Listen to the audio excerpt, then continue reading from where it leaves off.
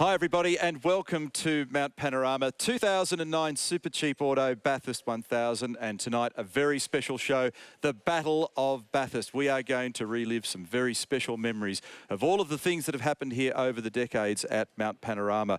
We have a heap of track activity so far. We're going to discuss the contenders, and to help me through the process I have special guests, pole sitter from 1999 Mark Larkham and five-time winner Mark Skaife. Gentlemen. Thanks.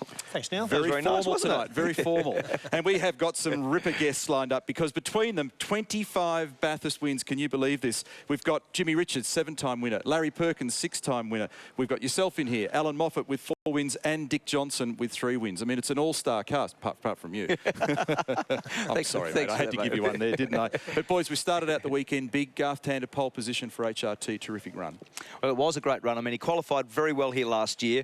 He's very good at those sorts of laps. And one of the things about today's qualifying was that the inclement weather prior to the top 10 ended up with the guys at the start of the top 10, the 10th, 9th, 8th guy, running in very wet conditions, wet on the edge of the road. And Garth was pretty lucky to be at the end when it was pretty dry. He did a very good job. We'll have a look at those details on Garth in just a moment. This is Russell Ingle, and he was so unfortunate to have to go out onto the racetrack in those semi-damp conditions. And have a look at the overhead pictures and look carefully and you'll see the verges are all wet. The minute he went out there, I felt for him because I thought he's going to be on the exploratory lap thinking, oh no. And then the last thing you want to do is wad the car up.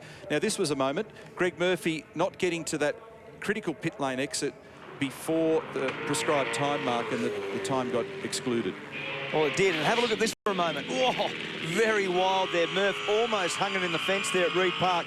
Got those wheels out into the wet. And here's Van Gisbergen. Check this out. This is in the same spot, but about 100 metres later. Oh, right out to the fence. And then a big slide into McPhillamy Park. So, as we said, those early runners were really affected by the way that the cars had to run in a real, like, it's like a train track, isn't it? You've got to stay in the dry line and make sure that you don't get out into that wet section. Greg Murphy, we've been penalised, obviously, because it didn't make there. It's been reviewed, and we're 10th instead of 7th. All right, well, we've all got... I said it very well nicely. Yeah, you did. We've all got Bathurst fever, and Larko, you know, you've been a team owner, a driver, you've had success up here, but you're also a massive aficionado, and we've got some of the sons of the legends lined up as well. Yeah, and I think that's great because to put some faces now to those names, we've got Jack Perkins here, we've got James Moffat, who is having a ripper weekend so far, and I think it's going to just be nice to have a chat with them. Well, let's continue to have a look at some of the highlights of the shootout, because one of the fellas that I thought punched above his weight in very awkward conditions was Craig Lowndes. We used the term earlier in the day, seasonally adjusted. You know, it was a wet track and Lowndes came out in the middle group, still with some wet verges you can see here, and he was quick. Oh, and he just leaves nothing, does he, Larko? He is so committed. You saw him, he had your highest speed trap, didn't he? He had a very high speed. He did, mate. I was up on the top there, and I think as much as this is about the warm-up lap as the lap itself, and Craig was very committed on the warm-up lap. Got a lot of heat in his tyres, and we're up there with the radar gun, and I've got to say it was really difficult to spot these cars. We grabbed a copper and pulled him over the... Well, didn't pull him over the fence, asked him nicely to come over the fence to help us with the radar gun. We still couldn't get these cars. That's how quick they are. The only time you ever had any authority over the police, let me tell you, Mark Larkham. Now, Garth Tander's lap, we made mention of it just before, and this was fantastic. I mean, he had the best conditions, no question about it, but he used them well. I might be wrong here, but I don't think that I saw this car get sideways at all at any point. The only moment, and you'll see at the back end of the lap, was the lock brake and the chase. But let's just have a look at this, boys. It was great work. Yeah, I mean, you know how well he qualifies, Larko, don't you? You know, he's a ultra-committed driver. He's very, very deep under brakes. And as the vision picks up there, right at the end of Mountain Straight, gets it brake really deep, gets it turned in, uses every bit of road. Look at this, up over the curb. His first sector was outstanding, and it was a lap that he'd be very proud of. It was a 100% lap. I think it's a very significant thing they've put this car on pole. I mean, this team, Mark, I think you've got a big player in this team. I think they've gone through a bit of a dip, and now they're coming again. And this weekend, to develop a car during the course of a season is very difficult. They're here. We've tipped them to win, and I reckon they're right there, I've got to say, mate. Yeah, they will be very hard to beat. And as you can see with Garth there, when he's on a high, isn't he, Crompo? When he's on a high and he's got his confidence up and he's driving the car well, there's a whole aura about that for Garth, and certainly that's a big part of qualifying and getting on with doing a great job tomorrow. And all this stuff in the intricate parts of the racetrack over the top of the hills, just beautifully executed. I mean, I haven't seen one puff of smoke. The car's absolutely straight. The conditions are very, very good. But here at the second intermediate, as soon as I saw he was up 0.3 of a second, and we'd speculated on could it be a high 7, bang. This was the only heart and mouth moment, and I reckon it was for him as much for us. He had to turn the car in early in the left-hander at the chase. You know what it's like, Skaife. You arrive down there, your 10K's too quick, you go, oh, I'm just turning in, see what happens here. He fired it motocross style over the curb. It flew on 2 wheels, but he got the job done, and he was the only fellow to actually get into the 2:07 range. If you're in competition, you wouldn't be very happy watching that lap. No, you would not be. And so that's the 1-lap game, but now tomorrow we play the 161-lap game. It's going to be all about fuel economy. It's going to all the usual things, you know, managing 2 drivers, fuel efficiency, tyres, mechanical reliability. You know the deal. What are your thoughts? Oh, look, it's going to be a very strange race. It's sort of between 6 and 7 stops. And we know that based on what the fuel economy is and the new tyre, it's sort of 20 to 22 lap sprints. And that's a bit unusual, Crompo. It's not a race that'll be run like any of the ones that we've been used to. No, but we're absolutely looking forward to it. So as I said at the top of the show, we've got some outstanding guests for you tonight. We've got Jimmy Richards, we've got Larry Perkins, we have got Allan Moffat, Dick Johnson, joined by both the Marks. And of course, we've got some Sons of Legends as well. Stay with us, a huge show to come. We're watching the Battle of Bathurst.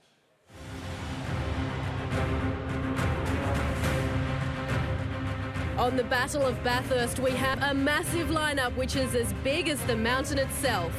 On the panel, 25 Great Race winners, including 3 wins for Dick Johnson, 4 for Allan Moffat, 6 for Larry Perkins, and then 7 more with Jim Richards. And don't forget Mark Skaife with his 5. It's going to be a massive show full of history, great stories, and lots of previously unseen material from the Channel 7 vault. So stick around as we celebrate the Battle of Bathurst. Oh, the car's on fire. Oh, look at Allan Moffat. The car's on fire. Allan trying to put the fire out himself with the towel that he was using earlier.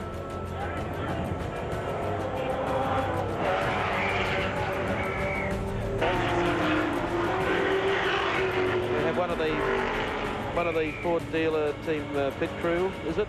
What caused the fire, Allan? Oh, well, I'd say CAM's regulations would be a good starting point. Maybe somebody will wake up when we burn one of these cars to the ground that we can get the dry brake system to prevent that.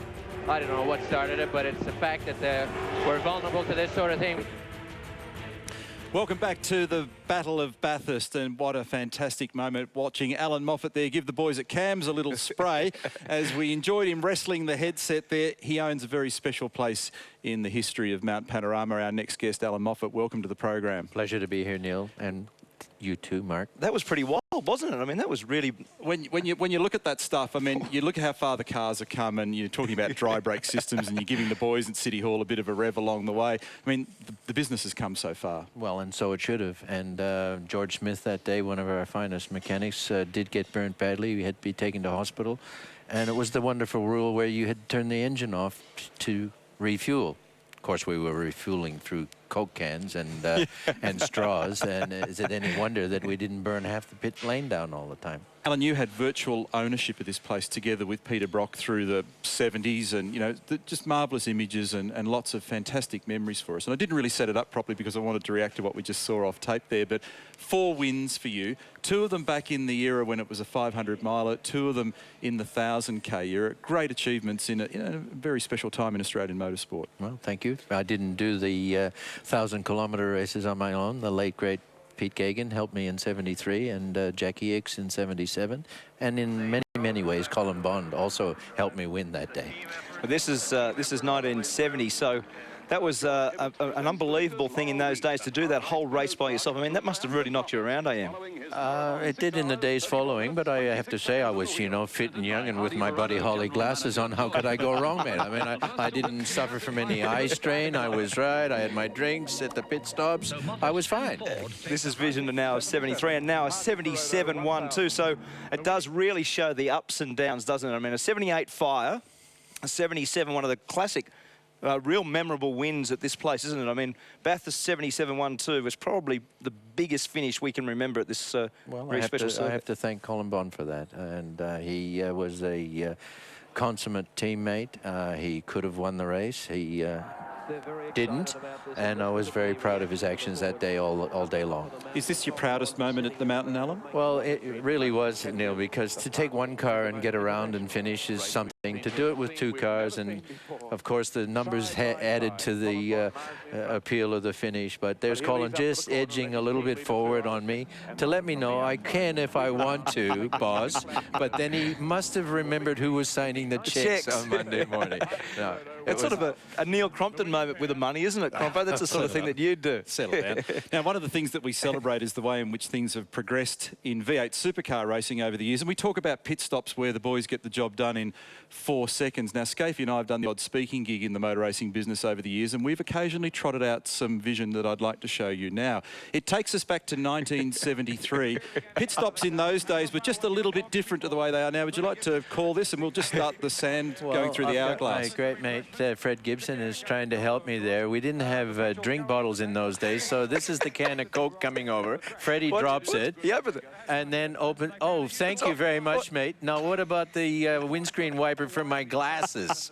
I don't know where I'm going now. There I am getting a wipe for my glasses, not the windscreen. He needs another one. Now, watch this. You get another can of Coke in a second because the first one sprayed so much out that you didn't get much of that. We were thirsty, but it was considered sissy to have a water bottle in those days. How ridiculous, I don't know, but all the drivers today have their water replacement at the pit stop. But I'm admired by Freddie's resolve to make sure I get that drink down my throat. I've never seen him so active in the pit lane. It's real teammate stuff. You're going to look after Greg Murphy like that this weekend? Exactly. You know what I'd be like with that, Neil. But what I also like, Neil, is it only took about 5 minutes for that pit stop. You know, a really speedy operation. I might mention you did go on to win the race. Oh, thank you very much. Along with Pete, I might add. A very important part to it, attached to that. It's extraordinary. Now, the other thing, of course, is that success in the Moffat family is not just limited to you. Your young bloke's doing very nicely in the development series at the moment, and he's with Mark Larkham. Just on that, though, you talk about the resolve, Moff, with Gage to get that drink down your throat. You want to get to a bar with these pair of clowns over there sitting next to you. Talk about resolve to get drink down people's throat. Here with James Moffat. James, I've got to say, I worked a little bit with James last year in the Carrera Cup where I was the driving standards observer. James was always very quick to come and confront me if he had an issue. But he never did, mate. He was such a... I won't go into this. I'll shut up now. Stay out of it. If there's anyone else in the Moffat family that likes confronting the authorities, Allan. This is not your segment, Dad. I don't know where I get it from. Now, tell me, mate, the obvious question is, with Dad around, I mean, how much is he having an influence in your day-to-day driving activity, or is he standing back and you're doing it on your own? Bit of both, really, Larko, to be honest. Dad's never been one to be pushing me. And certainly probably over the last couple of years where I've probably started to be going a bit better with the driving. He, you know, offers a bit more advice, some of which I take on board and some of which I don't. But he knows that, and it's good to obviously have all his experience to go and ask him a question if I've got it. Hey, Larko, just a quick one on the steering technique with James, because you know Allan changed the whole steering technique in Australia with turn his hands inside the wheel in those GDHOs. Remember that, AM? He'd turn left and you put your hand down here and drag the wheel around. Is he James, are you doing that at all? Or are we doing brain transplants yet? I know. Are you doing that? Has he taught you that? Here. Let's hope that's the one he didn't listen to. Yeah, that's one of the bits of advice that I just say. Yeah, good on you, Dad. I was going to ask you about your weirdest moment at Mount Panorama, Allan, but I think this could be it. Thank you. Yeah, sitting next to Mark Skaife is the worst part. Right? Do you remember your very first run here? Yes, and I remember when Pete Gagan broke the 3 minutes, and I was doing 3:02 in practice, and I said, how the hell did he do that? And it took me all of the whole race to find out how he did it. He was absolutely maniacal around here in qualifying. Must have been a good race, because it was 1969, you ran 4th, and Peter Brock ran 3rd. I mean, the start of a dynasty, wasn't it? Incredible. Thank you for that. Proud of the young bloke's performances. I mean, I saw him punch out some 2-minute 8-second laps around here this week, and that's impressive. I never did 2:08 around here. Can you imagine doing that? No, I don't want to sailed straight down the main street at Bathurst. Of course, I would have been down visiting the mayor at the Bathurst Town Hall. He's been driving very well, so... He has done well. Yeah. Allan, serious question. Do you feel a sense of pride about being one of the cornerstones, one of the pillars of the business that's now taken it to where it is now? I don't personally do, but the one thing that I do feel extremely proud of was that, well, along with the fellow sitting next to me, and Fred Gibson, and Peter Brock, and Larry Perkins, we sat down in a hotel room in, make it a hotel room in Melbourne, and formed the touring car entrance group. And what we have here today started that day. A group of fellows, we weren't making a union, but we wanted to work together for the benefit of the sport. And what we have today now is 50 times better than what we had when we formed that association. It's always an enormous pleasure to hook up with you. Congratulations on all the wonderful achievements here over the years. We could sit here and talk for hours about it. And also thanks to James for having yacked to us there. We're going to take a break now on Battle of Bathurst. When we come back, we've got a very special guest who's going to join us. A bloke who's won 7 times at Mount Panorama, Richo, Jimmy Richards. That's coming up next. Running in 4th place in the John Newell entry is Bill Brown. At McPhillamy Park, a burst tyre on Brown's car causes the most horrifying crash ever witnessed at Bathurst. Bill tells how it happened. As I come over the blind approach to McPhillamy Park corner at a speed in excess of 100 miles an hour, a tyre burst on the car, causing it to veer straight ahead into the bank. There, and I was a bit worried, you know, for the crowd's sake, that the car would sort of jump the fence and end up in amongst the people. I was just crashing and glass breaking and banging and carrying on. When the car finally came to rest, I was still conscious, and Tatus ran over and they started to tip the car up. And I yelled out to them to stop, smell petrol, and I asked, you know, if anyone's smoking, would they kindly leave?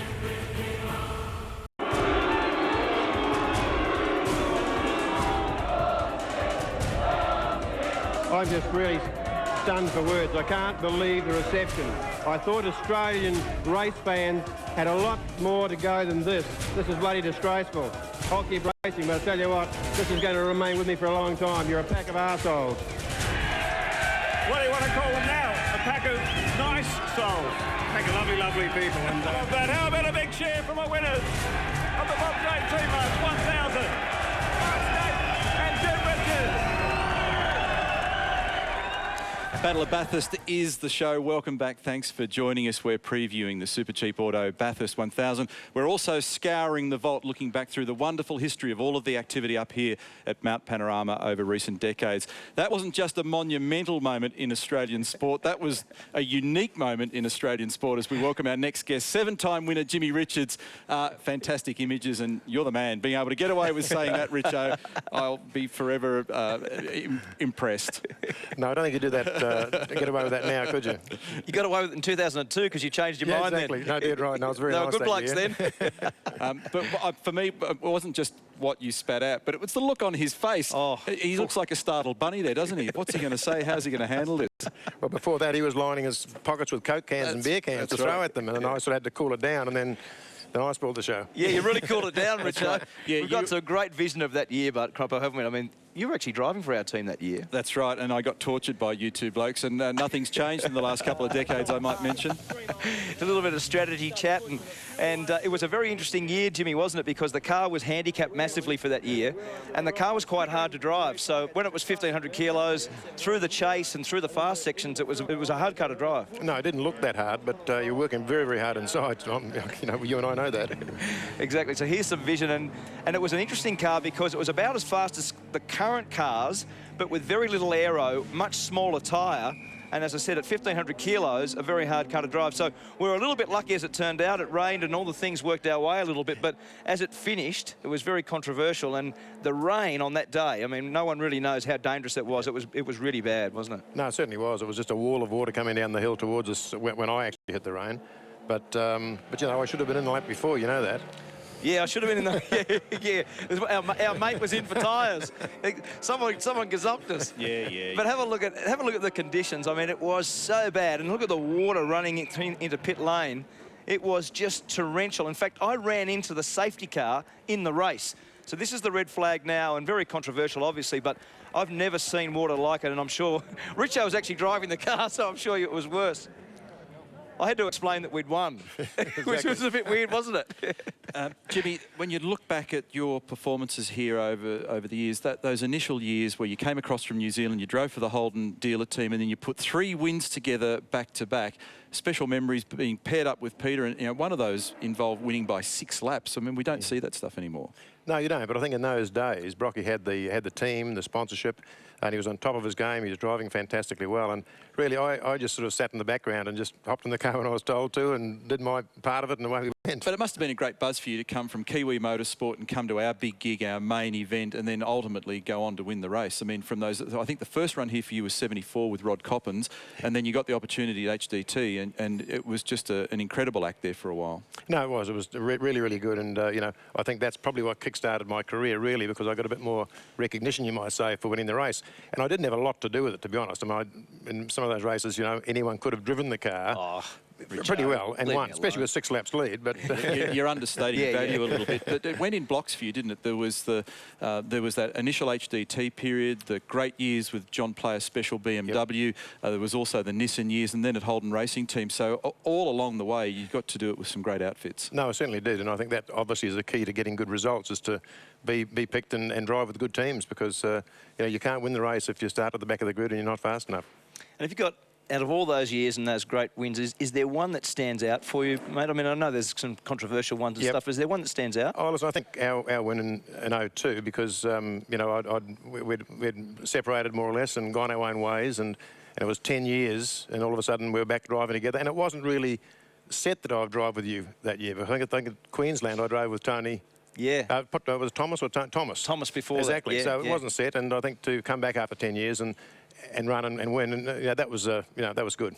Yeah. Especially that was against Steve that day. That's right. Again, the dynasty of motor racing comes forward. Steve was actually our biggest nemesis on the day, and I always remember Faye, Jim's wife, thinking, I don't know whether I want Jim or Steve to win this race. It was a bit of a family moment, wasn't it? Jimmy, it's Larko. Just a question I want to ask you. You've worked with some great blokes, and the bloke sitting next to you, I mean, I've had the burden of working with him this year, and on occasions it's fun, but when he's got his race face on, he's unbearable. I'll give you a demonstration.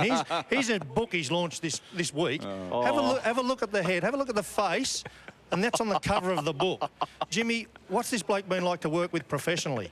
Well, fantastic, because him and I sort of came along at the right time with Fred, and basically Skaife taught me how to drive the cars initially, and was always as fast as me, and anyone think we did. So I always knew that he would be as good as he has been, and the great that the book's coming out and it's going to be successful. Thanks, mate. Great hit for radio, that, isn't it? Keep it up. Richo, one of the other things that I admire about your professional motor racing career is when it was time to stop, that was it. You just drew a line through it. You were disappointed with yourself with what happened here. I think it was 2005, and you said to me, that's it. I shouldn't do stuff like that. Game over. I'm out. Yeah, pretty well. I mean, to be honest, coming up and driving the race year after year and not driving them regularly, although I always used to say that, I'm never nervous, and I aren't nervous, but I'm always apprehensive if you can do the job, because you come back one year and you do reasonably well. You wonder, well, another year later, I wonder if I can still do the job reasonably. And when I crashed that year, I thought, no, I shouldn't have done that. I never would have done it in the past, so that'll be it. When you look at your CV, it's wall-to-wall achievement. Does what you have achieved here add up to the biggest sum of success, or is it all kinds of things that you've done, or is this the special place? No, listen, I've had great success here, but I think everything that I've done, I mean, I started when I was 11 in go-karts, and I'm 62 and still enjoying it as much as I ever have, and getting a thrill out of it. So the whole journey has been what's made it special, but this is a special place. Well, Richo, fantastic to catch up with you as always. He still drives like a legend, this bloke. He blazes, and he taught a lot of us an awful lot about how to drive a race car. Congratulations, Richo. Thanks, guys. And great to see you. Coming up, we catch up with another legend here from Mount Panorama. Larry Perkins is our special guest on the Battle of Bathurst. They're bringing Peter Brock in for his first pit stop. It's lap 47, and it should take about a minute and a half to change tyres and take on a full load of fuel. He's still holding first, but this is where he could lose the lead.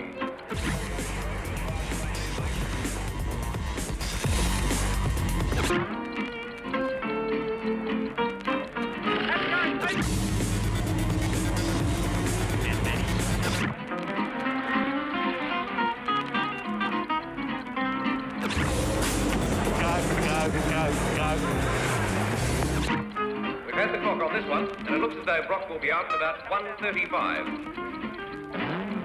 No, it's 1:36. There he goes in second slot.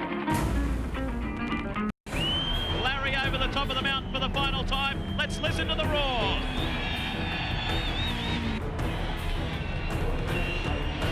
Unbelievable. Jack. And Jack Perkins. He's in tears. Well, I think so is Russell Ingall. Larry, Perkins and Russell Ingall, they do it for the second time together. Perkins wins the 1997 Primus 1000 Classic. There he is. Well done, Larry. And Russell Ingall, he's happy. He's over the moon, and so they should be. That's their second win. Fantastic to relive some of those moments. That was a very young Russell Ingall and an even younger Jack Perkins. Amazing to look at those images. Our next guest, well, his performances up here at Mount Panorama have been characterised by an incredible strike rate of success. He's been here 26 times. He's finished 22 of those, had a whole bunch of wins along the way. It's welcome, Larry Perkins. Congratulations on all you've achieved up here, LP. It's been an amazing reign of success. Thank you very much. I've enjoyed every time I've come up here. It's been a weird time, isn't it? Because, as you said before, there's sort of eras of wins that you had. I mean, a great period of time with Brock, and then a lot of your own in Castrol days. I mean, there's been some great victories. Well, look, I was a late starter too. I never came to Bathurst till I was 27. I was, you know, playing around in Europe. Yeah. But no, when I came the first time here in '77 and got on the podium, I thought this is pretty easy. It's pretty easy. But you extended it too, because not only did you jump onto the podium the first time in '77 with Captain Peter Jansen, but you did it 3 years in a row. I can't recall anybody else that did that straight off the bat. Oh, just natural talent. Just talent, what can I say? But it's amazing, and it did characterise your performances up here, LP, and you're always very matter-of-fact about it. You said, well, look, you know, hard work, effort, reward, preparation equals that outcome, so why should it be a surprise? Yeah, obviously had to be competitive, but it was easier to be competitive way back then than it is today. And you had to finish, and you know, I was very focused on that. I'd, I said earlier, left my European dreams behind and thought, well, let's try and make a success out of this Bathurst. And I look back now and think, yeah, well, it wasn't that bad. Well, from the run with the A9X, there was then the HDT era, right, which was equally impressive, and there was that string there, 82, 3, 4, the HDT era, and I can remember that's when I first met you back in Chetwynd Street, North Melbourne. You were working at HDT in those days. That's a few moons ago, Larry. Oh, you're not wrong. And, you know, that was a bit of a turning point in my life. I was not sure whether I wanted to be a driver or wanted to be a workshop manager. And when Brocky approached me for the work as a driver, I said, well, look, I'd prefer to look at the workshop manager side of it. And, all right, I'll take the drive if it has to be that way. This is some vision that we've got here, LP, of 1993. Which you went on to with Greg Hansford there in the background. You went on to score pole position, and we saw a little bit of vision of Jack in the intro, but this is a great bit of Jack vision. You get out, you've been on pole, you finished a segment of the race here, had a bit of a squirt there with a bit of fitness, and there's a great shot of young Jack in the background. There he is, congratulating you on to with a pole position. I mean, it was a great year. It was a really cracker race. Jim Richards and I were battling with you the whole way, and it was a race that, at that stage, it was the closest finish in Bathurst history at that stage. This is Jack saying, have a listen, see you, Dad. It's just fantastic. So Jack saying, good luck, Dad, before the start of the race, which is a great moment. And now this is the end of the race, 1993, with Jack walking up to the podium after a very, very special win. That was a great time, LP. Hey, that brings back some fantastic memories. And, yeah, look, it really was a great win, you know, with the family there. And, you know, looking back there at Jack, whatever he was, 4 or 5 or something old, it's really great vision, that. I haven't seen that before. And fast forward to 2009, and he's still here at Mount Panorama at Bathurst, and he's in the garage with Mark Larkham. He is here with me, Neil, and can I say first off, for people that don't know Jack, get to know him, because I do know him. He's a ripper bloke, he really is. You saw those tears early on. That had nothing to do with anything except Larry just signed Ingall for another 3 years, and that'd make anyone cry. Jack, I remember, I don't know, 94, 95, ferreting around the back of the pits. We were near where your old man was there, and I thought, this guy's a little pest. What's he doing? There must have been a stage when you realised that you're going to become a driver yourself. When was that, mate? When did that happen? I think it was probably in the first 5 minutes I was born, to be honest. I've always wanted to race V8 supercars, in particular at Bathurst. And I remember the young years, you know, one year I found a rabbit's hole out the back here and I was playing with little rabbits, and, you know, Dad just happened to get pole as well. And those memories will stick with me forever. You know, this is my 23rd year of living and my 23rd appearance, so I haven't missed one yet. And what about now, the relationship with Dad at the circuit? I mean, obviously with his engineering skills, but he's also your father. I mean, how do you manage that mix? Because we all know sometimes that's difficult. Yeah, well, this year with the Kelly racing outfit, Dad's not as hands-on as he was, you know, last year or the year before. So it's more about answering to Todd and Rick as opposed to Dad. But in terms of relationship, I live with him now. I'm avoiding the global financial crisis, and I'm living with Dad. So I've moved back home, but it's been a bit of fun at night. You poor bastard. Good on you. Thanks. Jack Perkins there with Mark Larkham. Larry, when you reflect on all the years of success here, is there any particular moment for you that just jumps up and you're really proud of what you did? Well, when you got the luxury of having 6 wins and someone asks you a question, I think that in itself is fantastic. But it's very hard to not think about 95 when I got a flat tyre on the before I got to the first corner with a small contact with Craig Lowndes. And, you know, we ended up last on that first lap. And to convert that into a win, pretty hard to toss that one. So when you think about the victory, sometimes the victories come up as a consequence of a great team effort or the way the whole weekend's worked out. And we've got great vision there of you winning there with Russell. But in terms of your very best drive, your personal best drive, what do you think that year was? Well, 93, that year I had pole position and the year I raced you guys a lot. I don't reckon I made a single mistake, and you know what I mean. I didn't miss a gear, didn't miss an apex. I don't, certainly as time goes on, I made no mistakes, but at the time I thought that's one of the best I've ever done. Following up on the remark when we spoke to Jim Richards early on, you know, when Jim got to the end, he went, that's it. He was very self-critical. You've always had that kind of personality too, Larry. You're very black is black, white is white. And you were cranky with yourself when you fired into the wall up at the cutting. And you said to me on that day, that's it, mate. I shouldn't make blues like that. I'm out of here. Yeah, that was an easy decision because I did make a blue. And, you know, I tried to say to drivers now, young drivers and my lad Jack, you got to be critical because, you know, you got to be your biggest critic. And if you make a mistake, if you miss the apex by a foot and you're meant to by, you know, they're big mistakes, and sometimes they can be a crash or sometimes not. But yeah, my time came, and when I had that mistake and hung the hat up, it was a good decision. I'm very happy I had a great innings. Well, Larry, we've enjoyed watching every kilometre of it over the years. Thanks for spending time with us today. My pleasure. Thanks. Man. Larry Perkins there from Perkins Engineering. Now, it's been a little bit Holden heavy in the recent past. It's probably time to switch across to a bit of Ford chat. And as we go to the break, check this out. This is the way in which car companies used to sell their cars based on their motor racing and Bathurst success. Between them, these 6 professional racing drivers have won just about everything worth winning in Australian motorsport. They came to the Ford high-speed test track today to prove a point. This is a production model 78 Falcon 500. Now, Falcon suspension is matched to high-quality steel belt radial tires and is engineered for smooth ride as well as for handling. The Falcon is now traveling at over 90 kilometers per hour.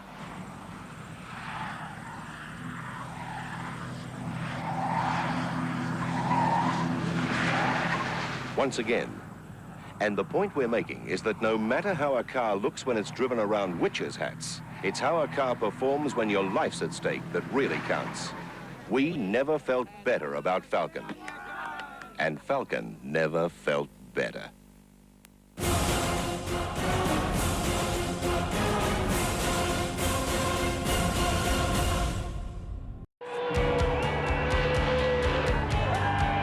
Oh, everybody's hero, Dick Johnson.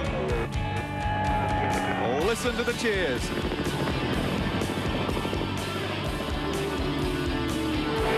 Across the top of the mountain in 1:15.8. If he keeps that up, I hate to think what the final lap time. Oh, he's hit the fence and he's gone off the track into a tree. As we bring you these pictures from... There's Dick Johnson. It's centre picture now. There he is, taking the helmet off. He's okay. Throws the helmet in disgust after the car. That was Hardy's Heroes back in 1983. That car didn't look too flash. On a lighter moment, Doug Mulray, radio personality and comedian, reckons that you were a real enemy of the Greenies back in those days for doing all that damage there. So welcome Dick Johnson to the program. I probably still am. 3 wins at Mount Panorama, and again, like our previous guests, some special memories. Before we talk about all the great things that you've done up here, though, how was that Ford commercial that we went to the break with before? Was it an old XA or XB Falcon? The blokes all standing out there as witches' hats. You were standing there. And Freddie was one of them too. Hey, you lunatic. Well, Freddie was driving, he was blazing through, and you're standing there. I think, I'll tell you what. we should have got danger money, but it never happened. Exactly. Highs and lows for you, like it is for everybody at this place, Dick, and you see moments like that one when we just came back there and you know, the rock, which everybody talks about in 1980, and of course wins. So, you know, give us a little snapshot of your experiences up here. Well, as I said, you get highs and lows in everything, and you know, to have a high at Bathurst is really, really special. The lows are always going to come, no matter who you are or what you've been and what you've done. And I've always been one of those people that likes to try and turn negatives into positives, and that's what happened in 1980. With the rock, it gave us an opportunity to sort of get on the real dance floor, and we've had a team ever since that's been a professional team. Just talking about that for a moment, it was extraordinary, wasn't it? It was a real heart-wrenching moment. The car's all buckled and bent coming out of the cutting there. What's happened? There's been a rock on the road, and then, you know, it was obviously a terrible moment for you and for your business and your career. The Australian public responded, $70-odd thousand by my recollection, and then Edsel Ford chipped in and said, we'll go dollar for dollar. You were back in business, and you came back the next year with John French and you cleaned up. Absolutely, yeah. Great budget, and it was only about 12 months ago, or even less, that a guy actually emailed me and said he was sitting there and know exactly what happened. And, is that right? Yeah, and I rang the guy and he explained the whole situation to me. Do you want to share it with us? Well, it was they were residents of the mountain here, and they were just sitting in this particular spot where nobody was 50 metres either side of them, and the only reason they took any notice because these two guys who'd had obviously a really good night out had turned up and sat right down in front of them. And one was just sitting on a rock, and the other one was lying down on the ground with his head on a rock and playing with another rock with his feet, and obviously dislodged it. And once it started taking off down the hill, they said that these two guys scampered off and he never saw them again. But it's funny because there was the old Group C days where you had the 1980 drama and then won the next year. Then there was a great era with Ford Sierras in Group A, so the cars were, I mean, they were fantastic, weren't they? You had the fastest Sierras in the world. Cars, yep.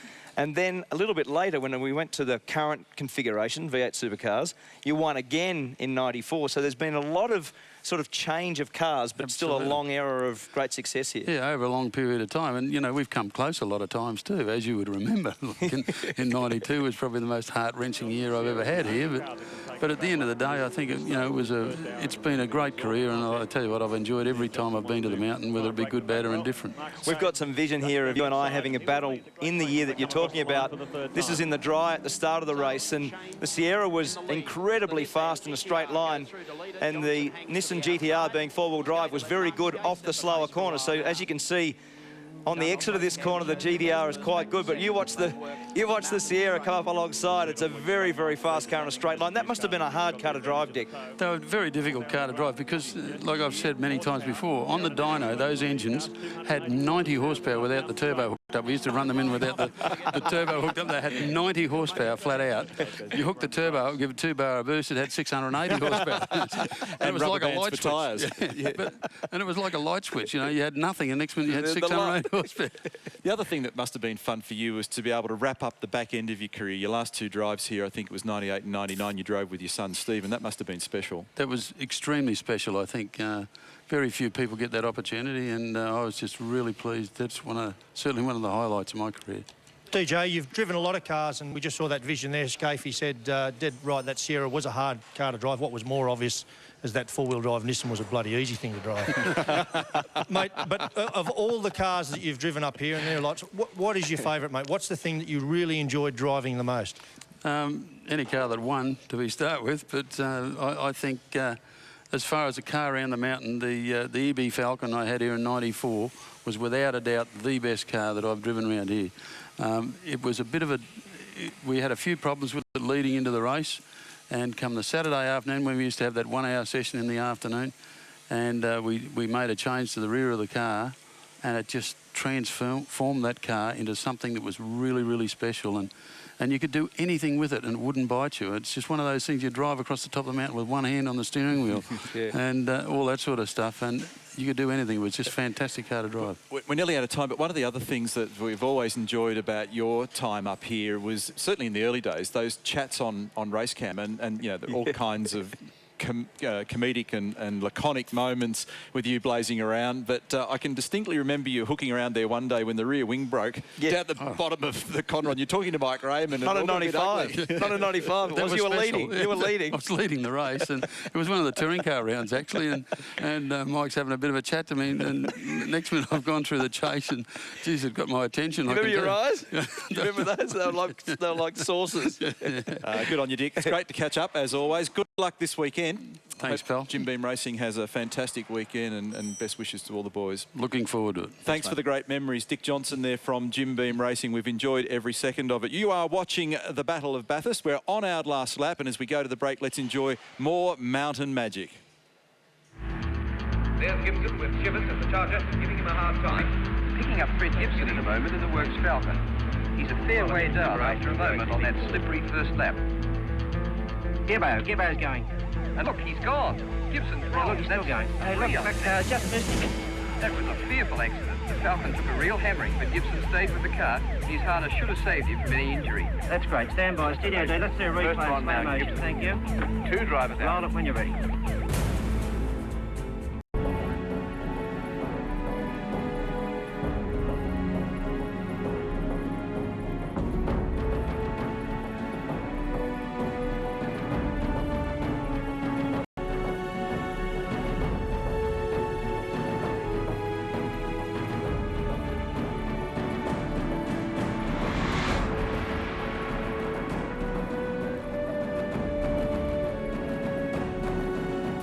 Fantastic to share in those wonderful moments here at Mount Panorama Bathurst, and that last image there. Craig Lowndes and Jamie Whincup, they're shooting for 4 victories on the trot in 2009. That's going to be a big talking point for our race this weekend. But let's just go back in time for a moment again, boys, as we welcome Mark Larkham to the host set. And as we went to that last break, I had to crack up. It's Fred Gibson upside down in the GTHO Falcon, and the original telecast director for 7, Phil Berry. I mean, it's so far back in time, it's hard to imagine what it all looked like. Well, and they used to have in the console fruit salad or sandwiches. So Gibbo tells a great story of him when he rolled over. It was like a fruit salad bowl everywhere. It's a watermelon and orange and stuff everywhere. The overwhelming thing I've got to say about those 4 guys on there, I mean, Allan, Larry, I mean, a lot of them, the humility of what they've achieved, absolutely. And they just say very little bit. I think that is just outstanding. Well, as we said at the top of the show, 25 wins, including Buggerlugs here across that group of people, represents a massive chunk of the success of this event in modern history. 25 wins in 46 starts, basically, since they come here in 1963. We've had some classic moments up here at the mountain, Larko. One of the classic moments that, you know how Neil's driven for a lot of teams. We've got Neil Crompton in 1992. Look at this. This is a young Neil just strolling up pits. This is here we go, just cruising along. Look at him. Here's Neil doing his best work, thinking about shocks and springs. There he is, tuning it, a bit of it understeer. Got to make it better at turn 2. Look at that. Kind of knows when a camera's around, doesn't he, eh? Talking to Glen Ridge, I should have gone on Sale of the Century instead, shouldn't I? That was a moment you could have made. That's a filthy stitch-up, and that piece of vision should long have been buried. Mark Larkham, tell me about your first impressions of when you came to Mount Panorama, your first laps around here in your first race car. What were they and what was it like? Well, overwhelming. You talk to anyone in the world and it's the place to be, and it's not till you get up on top of that mountain, and unfortunately we built that car. There was a lot said about it. That was an open-wheeler style. I think it was a horrible thing to drive, and it was frightening, and there was nowhere worse to bring it than here. And for you, 1987 Nissan Gazelle? Well, yeah, I mean, that There's was a actually... muscle car for you. That was a good little car to drive. In a program that talks about Monaro's XU1s and GTHO Falcons, and Skaife is in a Nissan Gazelle. Yeah, it was a hairy-chested moment, wasn't it? However, it was a good little car to drive. It was a good car to have a little entree. Is it in the book? Do you know the page number? It's in the book. Hey, seriously, just on a slightly sad note, and we lost one of the legends of the sport in the last couple of weeks, boys. We like to have fun when we talk about our motor racing, but we lost, unfortunately, Bruce McPhee, who was a very successful man up here and a race winner, and somebody that you know, Mark. Well, he actually come from my hometown, from Wyong on the New South Wales Central Coast. He was the first winner for Holden in 1968. He had a lot of success. He finished on the podium many times. My father actually worked on the car that he drove that year to win, and he was a very, very clever guy, a great driver of these events. In fact, one of the races that he won here, he did the whole race, Croppo, and the co-driver did 1 lap. So he was a very, very good operator at a very difficult race, as we know. Looking forward to tomorrow's race, boys, and you're going to be well and truly in the mix? Well, look, I'm looking forward to it. It is, you know what it's like. Anything can happen. You drive into the track, you think, man, what's going to happen here? And there's probably, I think there's 9 or 10 cars that can win. It's a race that we know the variables, but I'd like to think we're in the hunt. Larko, busy day for you, scorching out. He's running round the track, you're racing up and down the pit lane. It's a little bit different. Well, we've got the tech centre as well, and we're going to try and get some data up there. I want to try and grab some data. I'd love to get some of his data from the race and maybe some comparisons with Murph. So I've asked the engineers today if there's maybe a page somewhere you can find where, you know, Skaife is, or Murph is actually quicker than Skaife somewhere around. So, I've got some... We're nearly out of time. We haven't got time for this, Larko. Quick winner. Look, Quick. I think it's still going to be between HRT and Triple Eight. Winner, pick a winner. Come on, no hedging. Winner. HRT. Skaife? Yeah, I think HRT are probably the team to beat. I think Tander was stronger today than I thought he was going to be. You blokes don't know the meaning of short. Thank you for participating in the Battle of Bathurst. Mark. Sounds like a bad stutter, doesn't it? Hope you've enjoyed this special presentation, the Battle of Bathurst. We've got huge coverage tomorrow on 7. Basically, we're not going home tonight. We're not sleeping. It's all day. Join us from 7 o'clock Eastern Summer Time. The Super Cheap Auto Bathurst 1000 right here on 7. Bye for now.